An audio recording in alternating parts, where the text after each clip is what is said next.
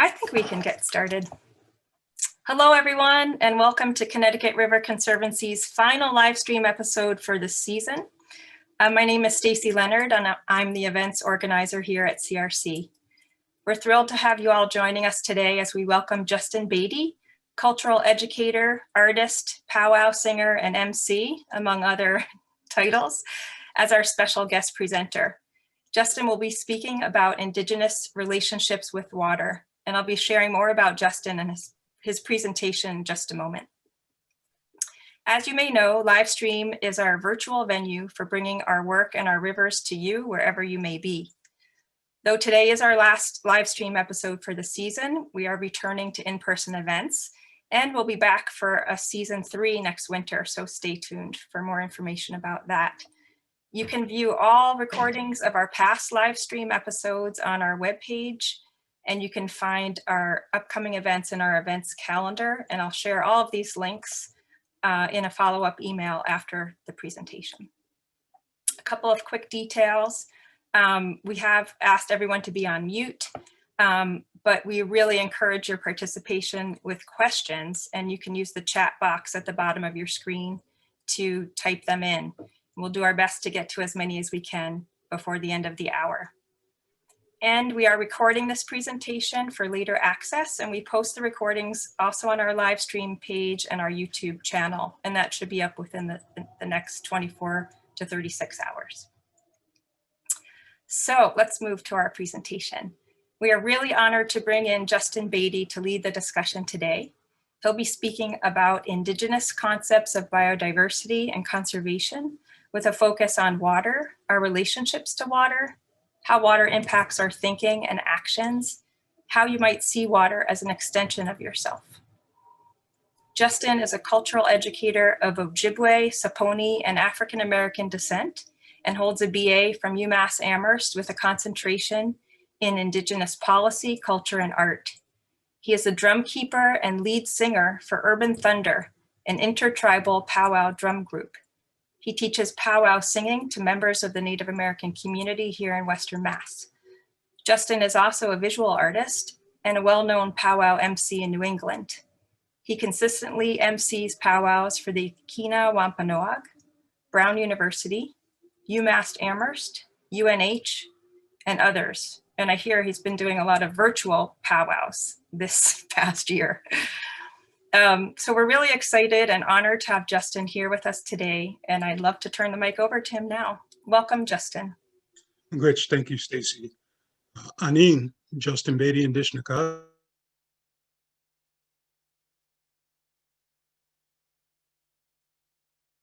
Justin, you just went on mute for some reason. It was very strange. It said the host muted me. I apologize. Anin, Justin Beatty, Indigenous, Anishinaabe and Bao, Ojibwe, Menawa, Makadeas and Bao, Hadley, Massachusetts and Ojibwe, Makwa and Dodem, Kichimagwech, Kichimanatu, Kinagego, Mano, Madiziwen. Hello, everyone. My name is Justin Beatty. I am of the people. I am Ojibwe and African American. I'm from the Bear Clan. I live in Hadley, Massachusetts, and I thank the Creator for giving me a good life. Thank you all for being here with me today. As Stacy said, I'm going to be presenting about Indigenous concepts of biodiversity with a focus today on Indigenous relationships with water. I'm going to get into it. We have about, presentation should be about 30 minutes. And we'll take questions afterwards. Let's get right into it.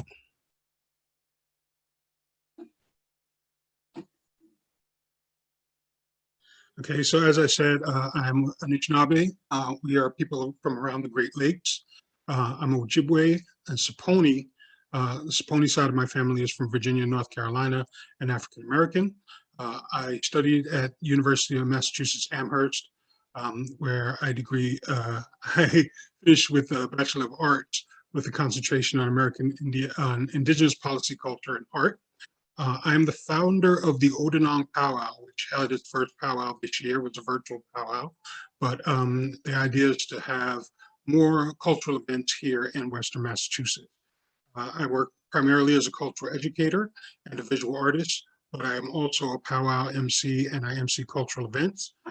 Currently sit on the board of directors for the Social Distance Powwow, which is an online cultural organization with over 144,000, 240,000 members in 100 countries around the world. I also act as the lead singer and drum keeper for Urban Thunder, which is an intertribal powwow drum group that was founded by myself and two other members who are also UMass alumni. Okay, so really quick, I want to give some foundational information about some of the terminology that I'll be using. So when I say indigenous, it means of or relating to the earliest known inhabitants of a place, especially of a place that was colonized by a now dominant group. And so this is indigenous people from all over the world, regardless of race. There are indigenous people in Northern Europe, there are indigenous people in Asia, indigenous people in Africa, and in the Americas. Primarily today, I will be referring to folks that of Native American and First Nations descent. Now, there's a pretty specific difference in terms of the terminology between Native Americans and First Nations people. Native Americans generally refers to indigenous people within the borders of the United States and its territories. First Nations refers to indigenous people of Canada.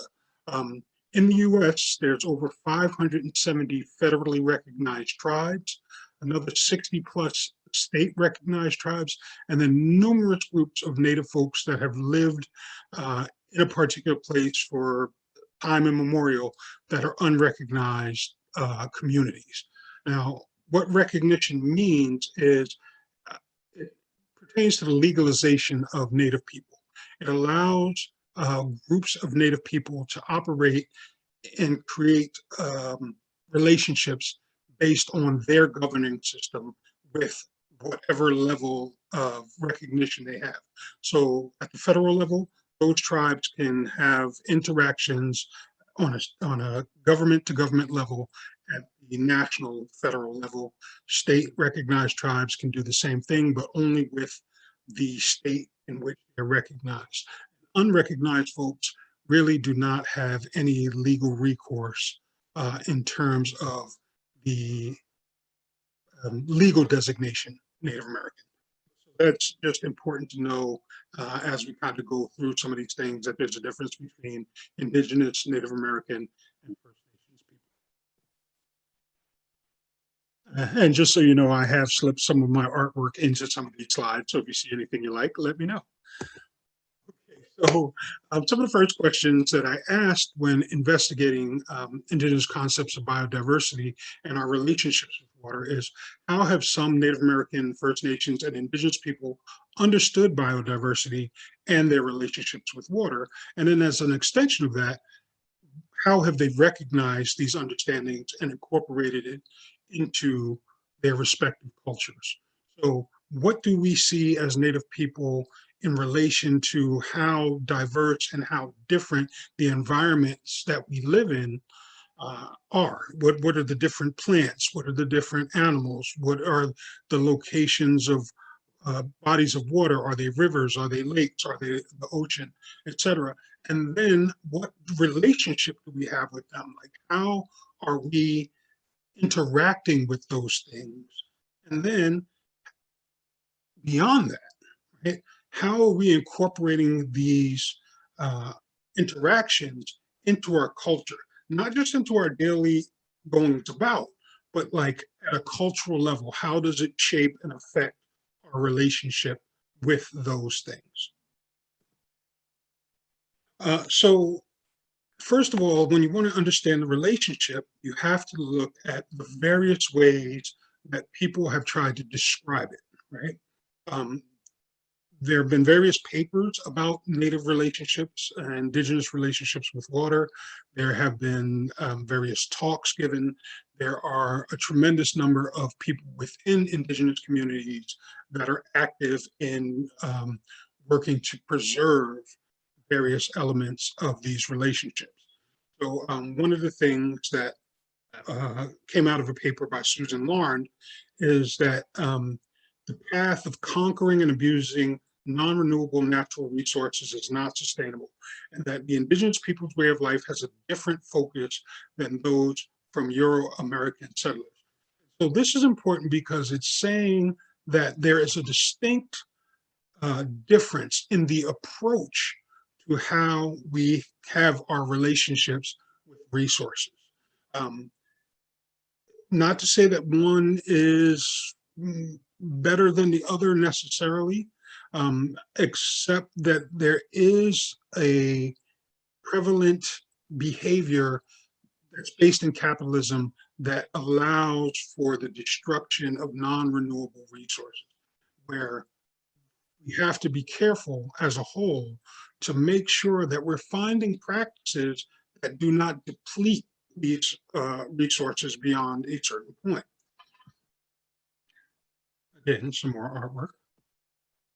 All right, so other places that have made statements about the Native relationship with water is the National Congress of American Indians. They've acknowledged that, water is an important part of tribal relationships, a part of tribal cultures, and that the proof of that is that we have consistently acted to protect them, protect our rights around them, and in some cases, as necessary, filed lawsuits and gone into the legal system to ensure that these things are being handled in a way that we deem appropriate. Garma Festival, which is an international festival that takes place in Australia, that is about Indigenous folks from all over the world, has recognized that for all Indigenous folks, water is an important aspect of culture. As you can see here, it says, for Indigenous peoples, water is essential to creation. Ancestral beings are created and dwell within water. We do not believe that water should solely be treated as a resource or commodity. So again, to say that as Indigenous people, we do understand that there is some necessity to using it as a commodity, but it shouldn't be treated solely as such. That there are other important aspects of relationships with water and the environment that should be taken into account. A lot of traditional people have stories around creation and ancestral beings, as this says, that relate to water, either dwelling in it, some important act involving water, being born out of water, etc. So how then are these things incorporated into the culture? So here we have some names of Native people as well as places, and the words themselves give descriptions as they relate to water. So here you see the Pescadamacuti, also known as the Passamaquoddy people, and their name in that language, that word means people of the place where the pollock are plentiful. It also means pollock spearer in the singular form. Well, Stokiak, the Maliseet people, their name means people of the beautiful river. So in those two cases, you see specifically that these traditional Indigenous people relate to the water as being an important part of their identity. It is related to how they have an interaction in their world and in their worldview with the place or things about a place. And in this case, those places have to do with water. So people don't just generally name themselves after things that are not a part of their culture or that don't hold some cultural significance. So to see here two of the important tribes here, particularly in the nations here in the Northeast, to know that their names come out of those things, I think it's important to see the level of regard to which Native folks do hold, can hold water in their relationships, in their cultural relationships, and in their active way of thinking. To that point, it's important to note that Depending on what nation you're from, because as I said, in the United States, there's over 570 different federally recognized, and again, another 60 state and even more just communities, that for the most part, each one of those groups has a different relationship with water. So when I use the word water as an Ojibwe person, being from the Great Lakes, it means a particular thing. If a person happens to be Wampanoag, and they are thinking of water, it means a different thing to them because they may be Mashpee Wampanoag that are coastal people, but they might also be Aquina Wampanoag that are from an island. So their perception of what water is different. Same thing goes for if I was to be speaking to someone who is Hopi or Pueblo, Tohono O'odham, Navajo from the Southwest, where water might be scarce. It may hold a different value in the sense of how they relate to it. And when I say water, what it evokes. And this would be true for anywhere that you go. The people who are primarily around rivers, when you say water to them, they're going to think probably of water that comes from a river and not water that comes from the ocean or the lake. So that's important. Again, and in these words, Nonotuck and Winnesquansake, places that in the name itself, it refers to the water. A lot of times in English, we don't know the etymology of the word. We can't look at a word and go, well, where does that come from necessarily? Often in the native languages, the words are full descriptions. So if you think of the word shirt, most people couldn't tell you where the word shirt comes from. Like, how did we arrive at calling this piece of clothing shirt? But again, as you see here in native languages, often they are descriptors with, forms of words that indicate whether it's locative or in time or a multitude, et cetera, et cetera. Another way that these things are incorporated, the understanding of biodiversity, as well as the relationship with water, is in what are called the clan systems. Among the Ojibwe people, it's called Ndodem. I say Makwa and Ndodem, which means I am from the Bear Clan. So clans are groupings of families, usually within a particular nation. And they generally break down into having different roles within that particular nation. A lot of times these clans are based on, the names of the clans are based on things from the environment within that particular nation lived in. So there are a lot of clans that are related to animals that you would find anywhere, right? So bear, deer, eagle, wolf clans. You can find those very often throughout indigenous nations in North and Central, and sometimes in the case South America, because these are animals that you would find in those environments. However, you're not going to find beaver clan in the Southwest necessarily, because it's not an animal that is prevalent in those communities. By the same token, you may find tribally specific ones, yellow eel, plover clan.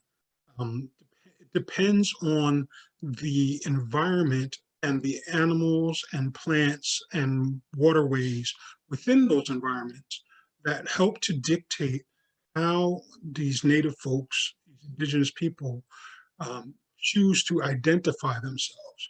A lot of times these clans are imbued with the idea that the animal under which they claim as their totem, their clan symbol, has certain properties. And so therefore they say, okay, this clan is holds a particular role. amongst the Ojibwe, the Bear Clan, they are protectors and guardians. Among certain groups, fish clans, they were responsible for being teachers. So among the Ojibwe people, there are approximately 13 different subclans under Fish Clan and a few other animals that relate to water, or associated with water. Because as I said, we're people from around the Great Lakes. So there's various Great Lakes, a number of rivers and ponds as well. And so, we have Whitefish Clan, we have Beaver Clan, we have Bullhead Clan, various Kingfisher. There are birds, there are mammals, there are fish that are all part of our clan system. And so what the Fish Clan was responsible for was they were teachers, they were scholars, they were also the mediators between the two chief clans, the Crane and the Loon clan, as well as they were responsible for helping children develop their skills and having a healthy spirit, having a good, positive relationship with their environment, with the natural and the spiritual world. So again, this is just to show how the biodiversity is, and the relationship with water plays out in cultural practices. So here you see two clan symbols, the Turtle Clan and the Sturgeon Clan. The Sturgeon Clan is very common in folks in the Northeast, and that goes up into Canada as well. I know Penobscot folks have a Sturgeon Clan. I think there's several others as well. And Turtle Clan, again, is a clan that you can find in a lot of tribal nations, clan systems, because turtles are an animal that you will find in various places throughout the United States.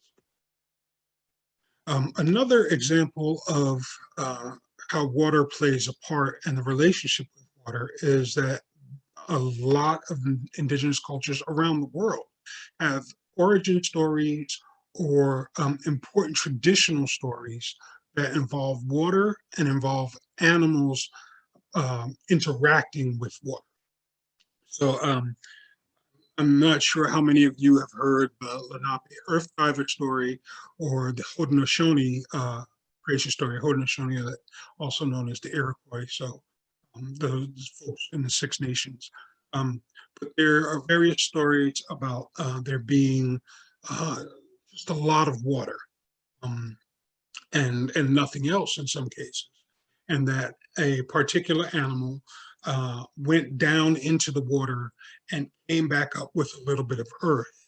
A lot of times you hear the story of Turtle Island, and in that story, sometimes it's a muskrat, sometimes it's a different animal, dives down after other animals try to find earth and can't. And this small animal drives all the way down, comes back with just a handful of dirt, and that is spread over the shell of the turtle, and that eventually becomes the entire earth, all the land here on this side of the planet.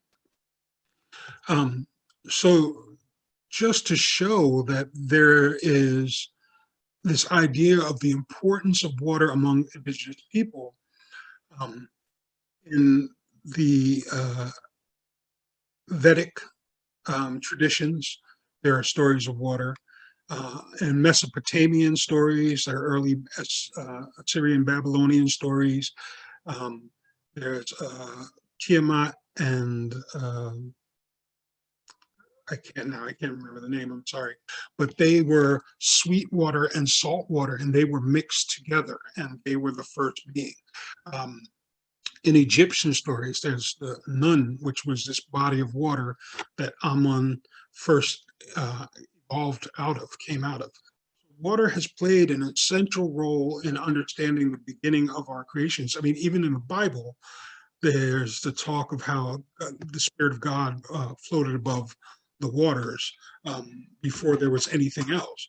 And, often it's important because water is this formless thing that we all get our life from, right?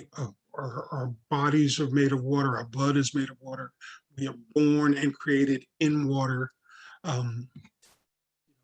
This is not something that is just a very simple thing that Native people didn't have any concept of, that Indigenous people didn't have any understanding of.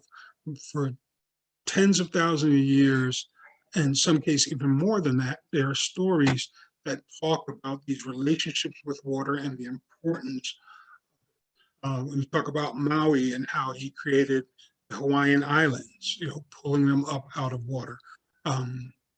These are all things that help shape our worldview and how we approach the world in relation to water and the environment.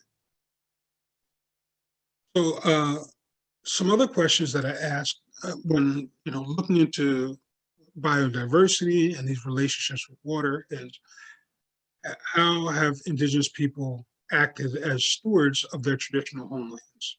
And are they able to pass on the knowledge that they've accrued to further generations and to other people?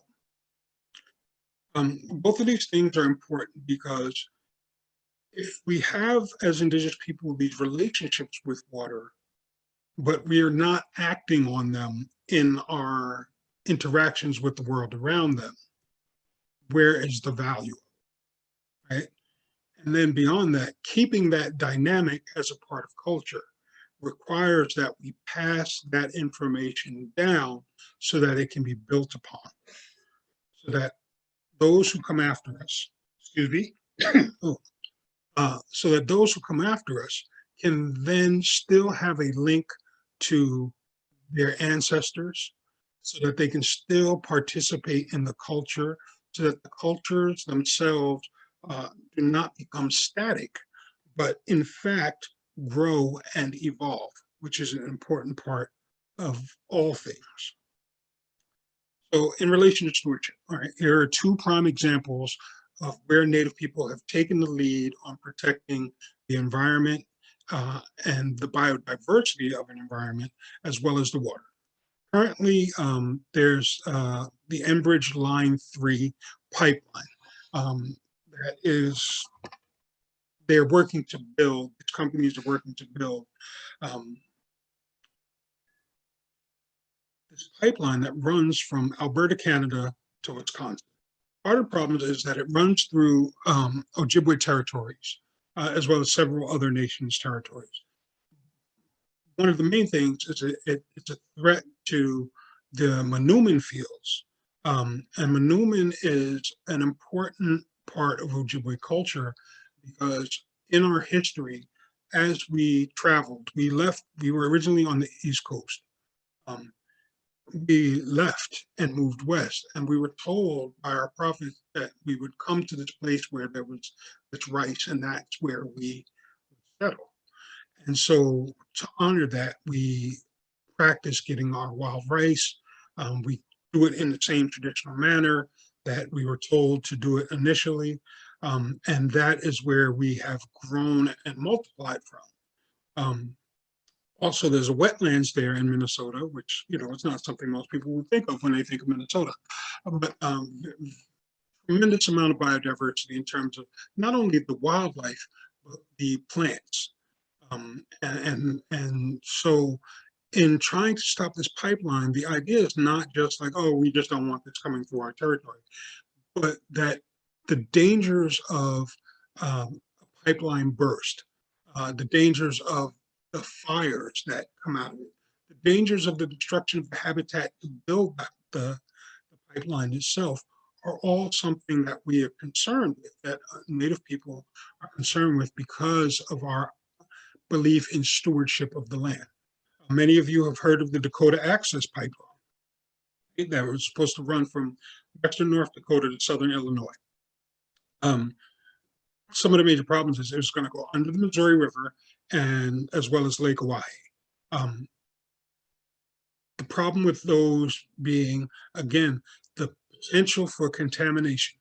We all know, or at least most of us know, all pipelines leak at some point, all of them. The danger that it poses by having it leak in either Lake Oahe or under the Missouri River is that those are bodies of water that protect and provide for 18 million people.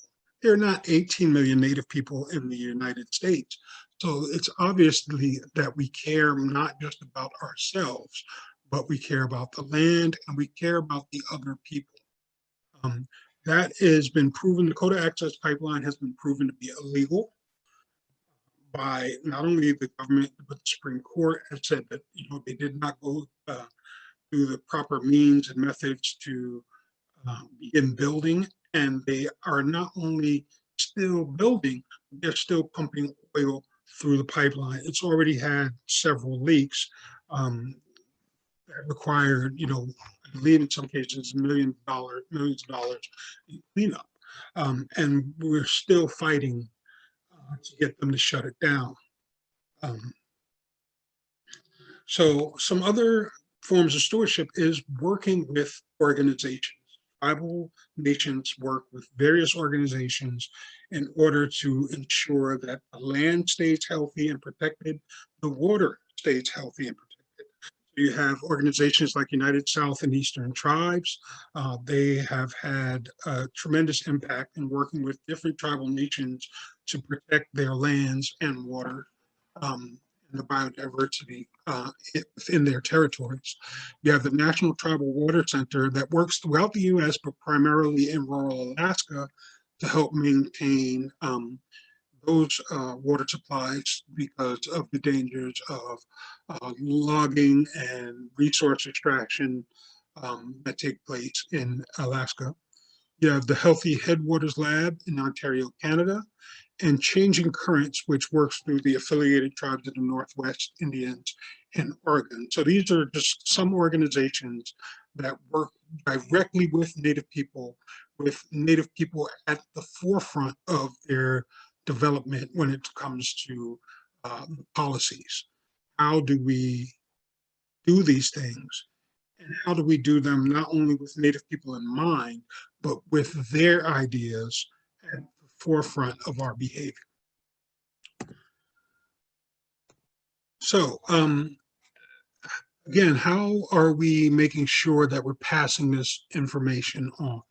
Now, a lot of times Native people's knowledge is disregarded. It's almost ignored fully in a lot of cases, even when it pertains to a field that we have thousands upon thousands of years of knowledge.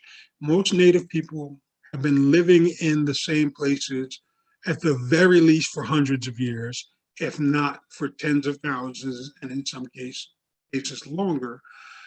So they often have an innate knowledge and understanding of their environments where they are.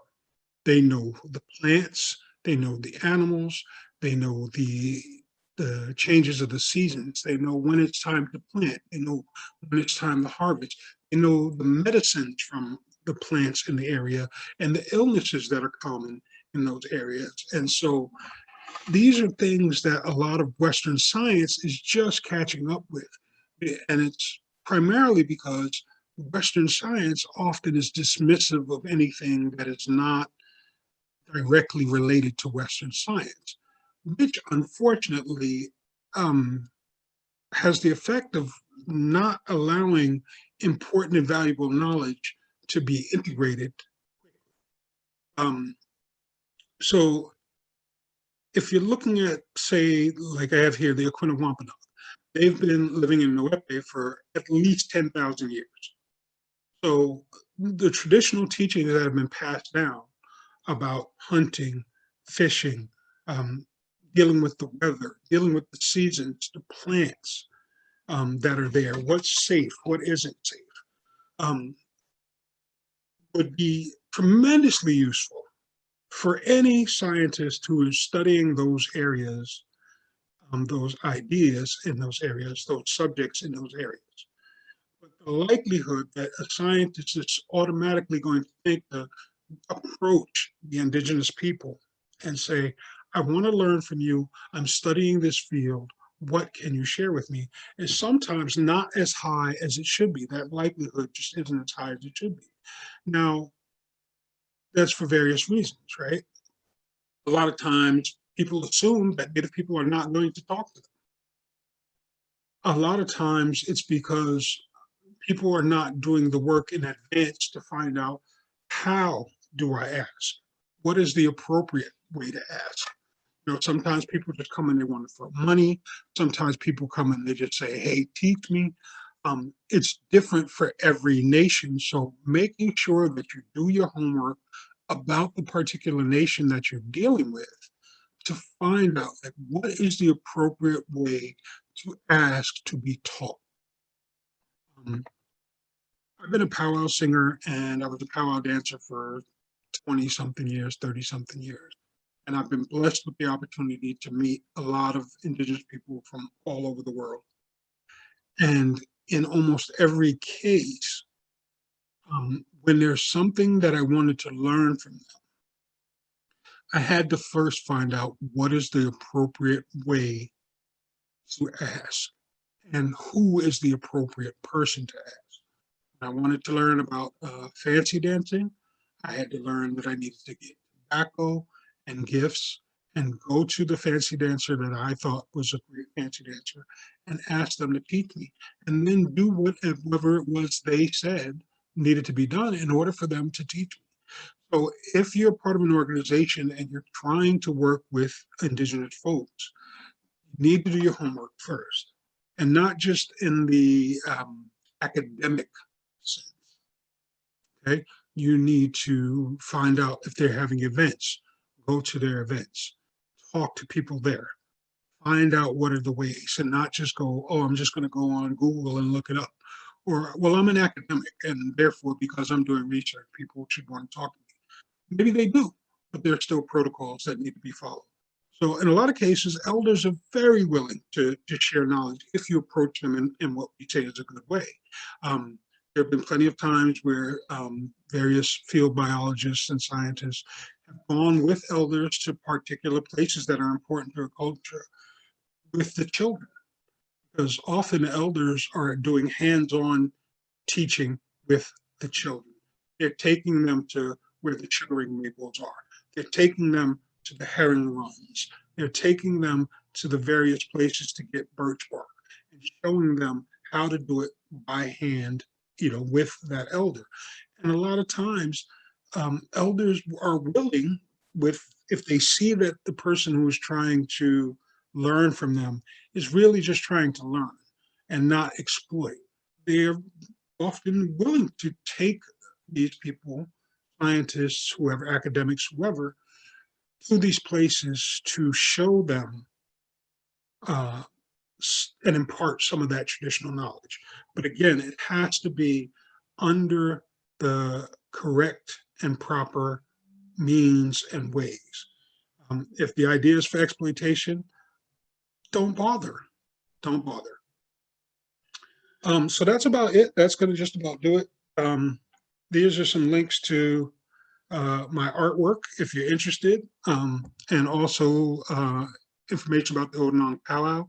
The Odinong Powwow will be shown on Northampton Open Media. It actually started today, but it will be on the 18th, the 21st, the 23rd, and the 25th from 10:30 to 4:30 p.m. They're showing all of the footage from our Odinong Powwow, which was an online virtual powwow. And I think that's going to do it. So thank you all. And if you have any questions, please put them in the chat. I will also make my information available to Stacy. So if you need it, you can get it there. Great. Thank you so much, Justin. This is wonderful. We have a big group here and probably a lot of questions. I'm seeing a few come in so far. So I just want to offer remind people to please write your questions in the chat box. And if there is extra time, maybe we'll have a chance to do some, raise your hand and ask a question. But with such a big group, it's usually easier to start this way. So firstly, Justin, thank you so much on behalf of all of us for giving us your time and energy and passion and sensitivity and sharing information today. So I'm going to just go through. I also want to recognize that there are several other CRC staff on the line too. We have, I think, all of our river stewards, Kathy, Kelsey, and Andrea, and Sarah Repair and Sarah Robertson, and some old folks. So if anybody wants to speak up from CRC, please feel free. I see faces are coming back on. So here's a question from Amir. Are there differences between different waters from Indigenous perspective, like underground water, fountain water, ocean water? And if so, how do they differentiate among them? I would say yes, but again, to understand that there's not sort of a pan-native understanding of these things. Each individual nation has a particular way of understanding these things. Now, among a fair amount of Indigenous people that I've interacted with, understanding is that water itself has a spirit, right? It's an animate, alive thing.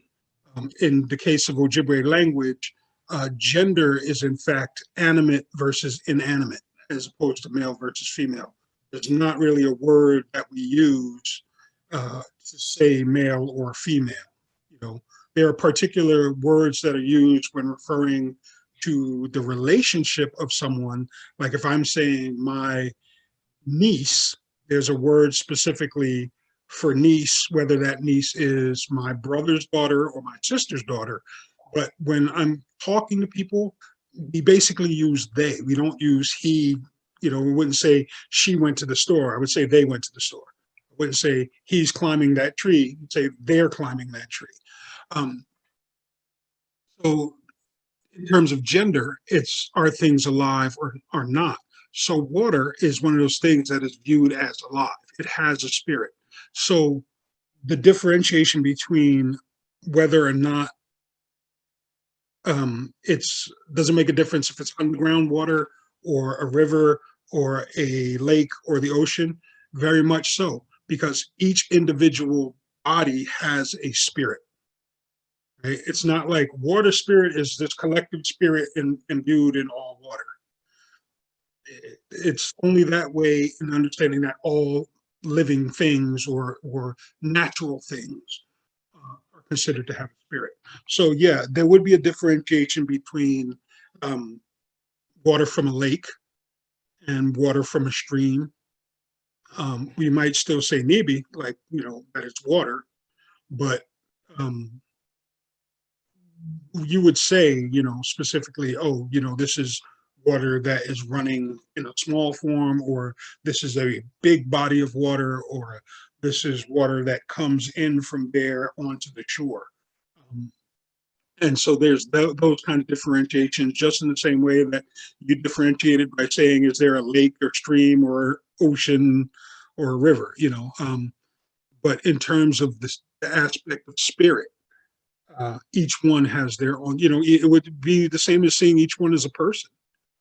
And that's kind of how we see these things. We don't, a lot of Native people, I want to say we collectively, because we don't all see things the same way. A lot of Native people, we do not differentiate, myself included, differentiate between the natural world and the spiritual world. It's all part of one biome. It's all part of one ecosystem, right? Rocks have a spirit. Earth has a spirit. The wind has a spirit. River has a spirit. These are things that act independently of us as human beings. So, yeah. Great, thank you.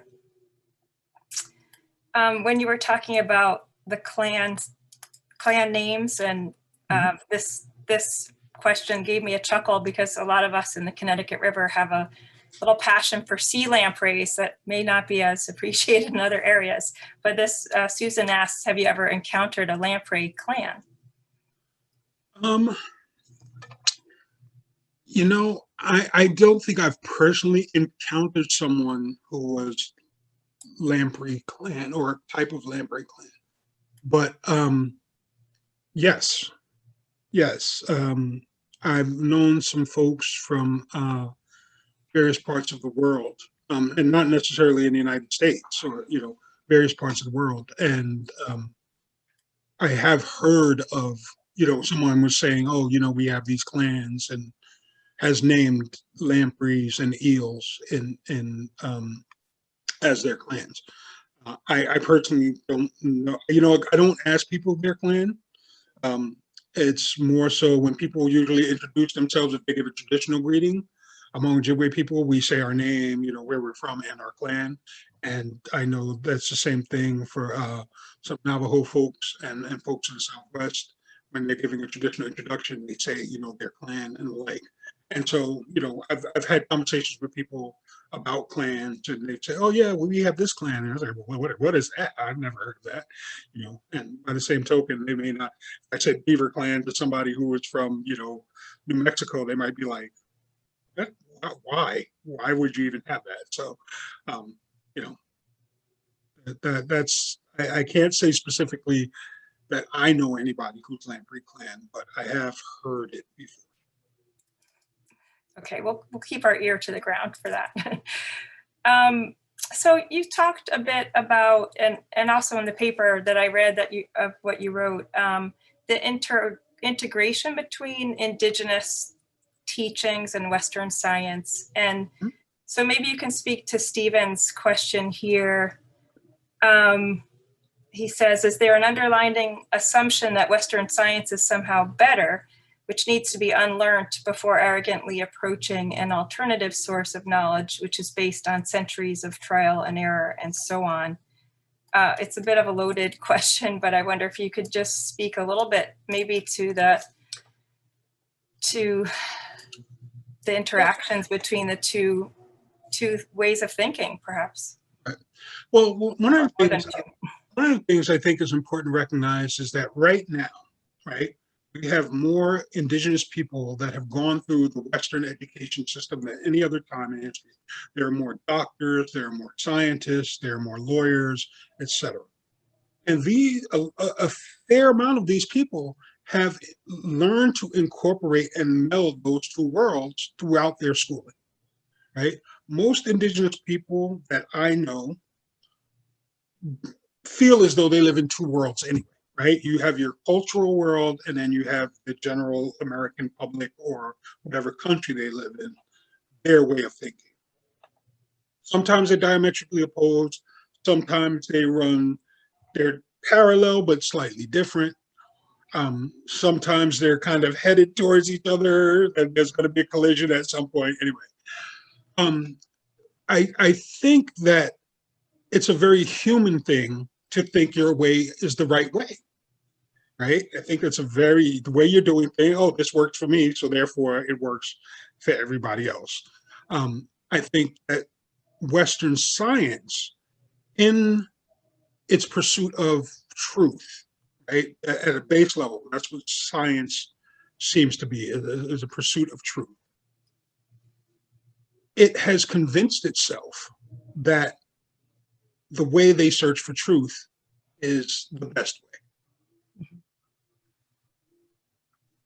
It disregards, unfortunately, its own previous history, right? That over thousands of years, even in Europe, they figured out which crops worked the best. They figured out when was the best time to plant. They figured out, if you create your community at this spot in the river instead of that spot in the river, you're protected in these ways, you have access in these ways. If you're going to go to the bathroom, do it downriver. If you're going to do this, do it upriver. But because Western science was effective in a way that allowed itself to evade criticism, right? It became a thing unto itself that is self-congratulatory, I guess, in some ways. I think the way to get past that is, as I said, first of all, the number of Indigenous people that have gone on through the education system while still maintaining a connection to their traditional ways and beliefs, and understanding that they don't necessarily have to operate entirely separately, right? When you're going to school, you're taught that this teacher's the expert. They know. They're, they've been doing this for 20 years, right? So is your grandmother when it comes to baking pies, but that doesn't mean that she's the only pie maker who knows what should be done, right? There are plenty of chefs. You've had delicious food in a restaurant and still going, you know what, this isn't as good as my mom's. And it's that same sort of idea, right? We have to understand that, yes, Western science has been a benefit in a lot of ways, right? But Western science itself, these practices, the scientific method was already in practice by Indigenous people, right? They figured out over the course of years what plants are safe to eat, what plants are not safe to eat. What can you use for, you have an injury, you have a cut? Oh, well, this works as an antibiotic. This works, helps to clean it. These were all things that were done through a scientific trial and error method. So they're not that far removed from each other. The problem is the ego, which is a human factor, not science itself's fault. It's the people that are operating it have to believe that what they're doing is the right way. Otherwise, they question themselves, and the concern becomes, if I'm constantly questioning myself, am I going to make mistakes? And so I think that, realizing that when you have a group of people that have knowledge that's tens of thousands of years old, even if their agenda is different than yours, that knowledge is still valuable. And again, like I said, making the effort to approach Indigenous people in the proper way, it takes work. It's not, you can't just walk up. Like I emcee powwows, I sing at powwows, I've danced at powwow, cultural events all the time. And people will come up and just ask me questions as though I'm supposed to just give them the secret to, communal understanding. Mm-hmm. And I can't do that. It's not appropriate for me to do that. One of the things I wrestled with in delivering this particular discussion was, it's not my place to give away information about cultures that are not my own beyond a certain point. I didn't want to talk about anything spiritual, like I wasn't going to tell you about ceremonies. It's not my place. And I understand that. And that's something different than what somebody coming from a Western scientific perspective might think. They may just go, well, it's just information. I just want to know it. Mm-hmm. Why can't I have access to it? And so I think, navigating that is where we have to really figure out what to do. And it comes on an individual basis. If you're a scientist and you or academic or just a regular person and you want to know about Indigenous practices that relate to science and biodiversity or culture, whatever, you have to start by going as an empty vessel. You have to go and walk in and go like, you know what, I don't know anything. And so I'm going to sit and I'm going to listen and I'm going to take in what they choose to share with me. And then as I create this relationship with these people, with a particular person, then I can put out the feelers and see where are they willing to share it. Yeah, that makes a lot of sense. I apologize for being so verbose. I see my friend Sarah and my friend Casey are here. They know me. They know I will talk forever given the chance. Well, we are coming down to the last few minutes. So Justin has offered to stay an extra 5 if some people do want to stay on the line, but I do recognize that some people will need to leave at 1. So I just want to make sure that everybody, I'll pause for a minute for a little station identification break, and then we'll resume. But just to say, again, how grateful we are to have Justin here today, that everybody on this call is going to receive an email later today with all the links that have been shared in the chat and some of the links that Justin put in his presentation. So don't worry if don't try to frantically scribble down things. And we welcome you to come to our future events and live ones that are coming soon and next year's live stream. So just want to thank people again for that and thank Justin.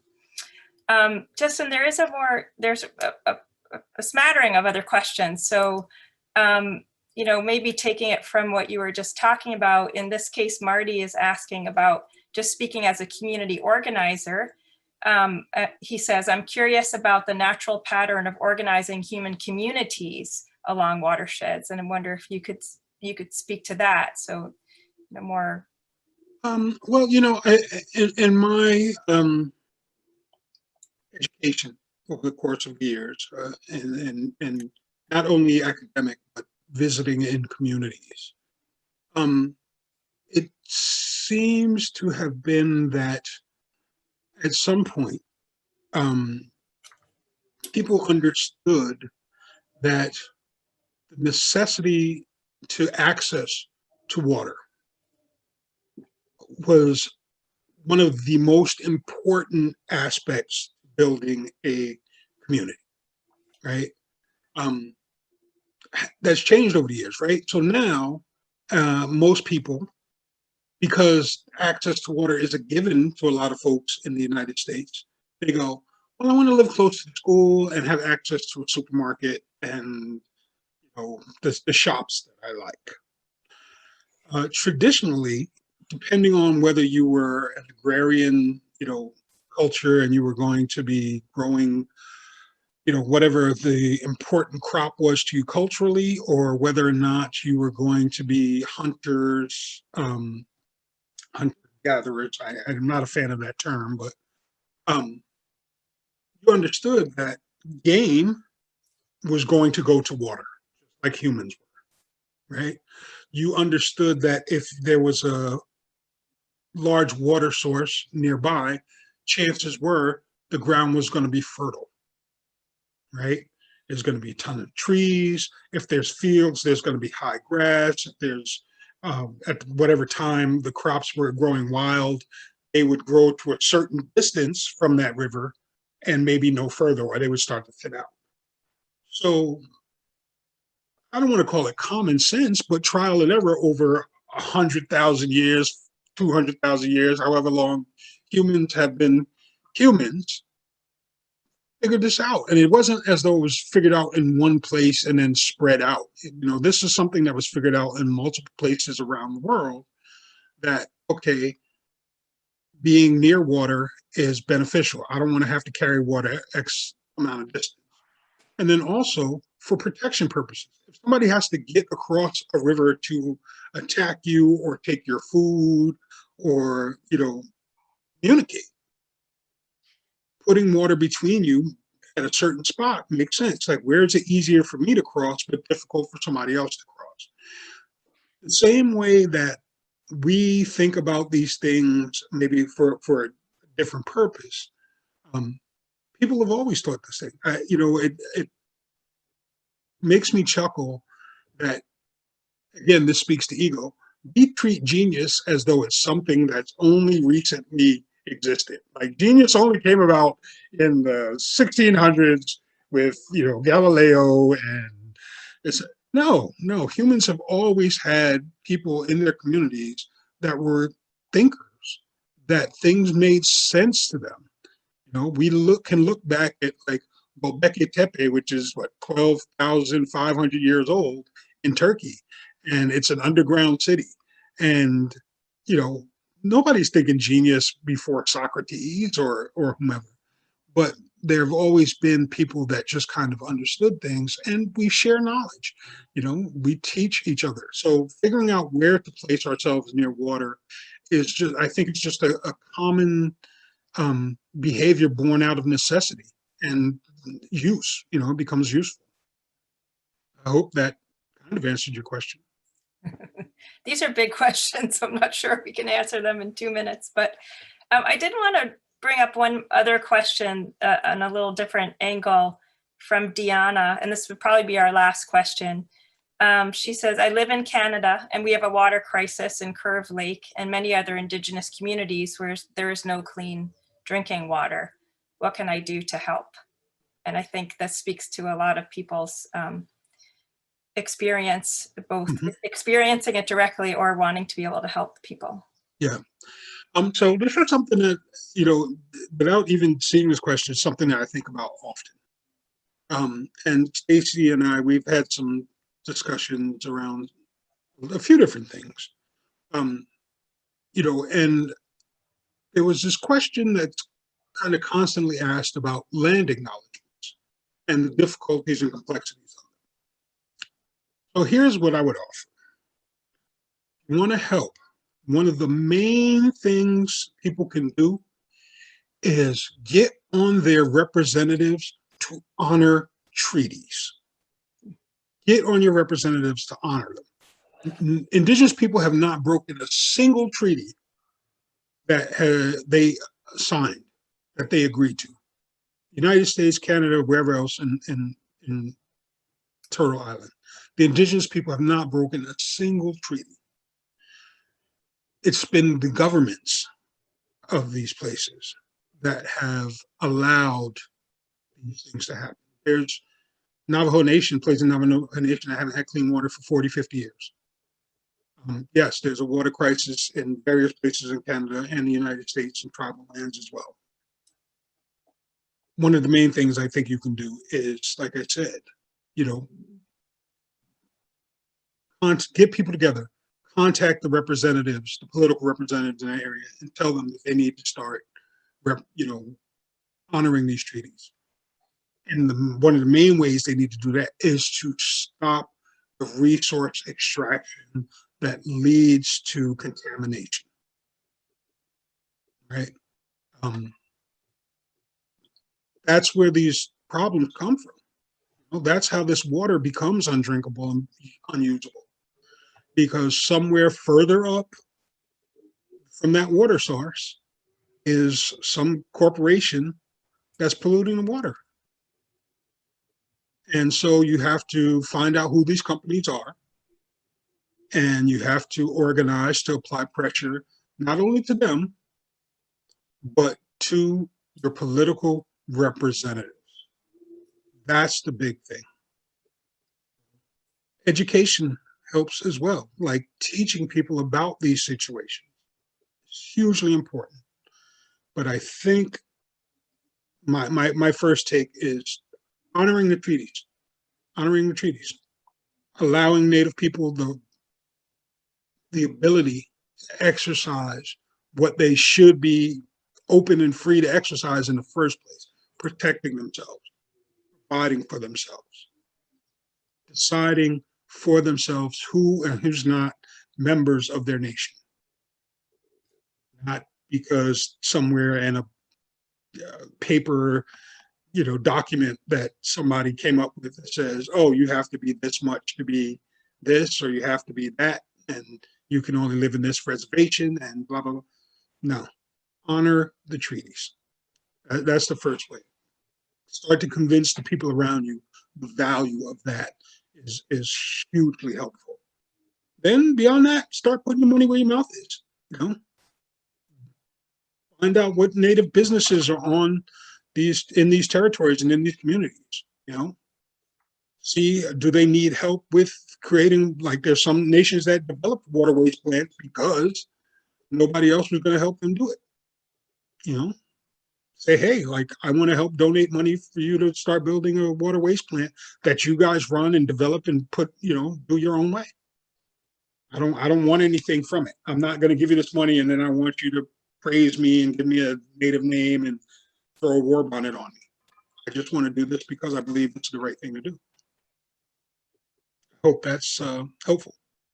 That's fantastic. Thank you so much, Justin. There's clearly more we could talk about for hours and hours, and hopefully we can have you back again. And I think you've given us all a lot to think about and ponder and take action on. So thank you again for joining us. Thanks everyone for being here today. and look for the follow-up email with links and ways to stay connected with Justin and with CRC. Thanks, everybody. Miigwech, everyone. Thank you. Thanks.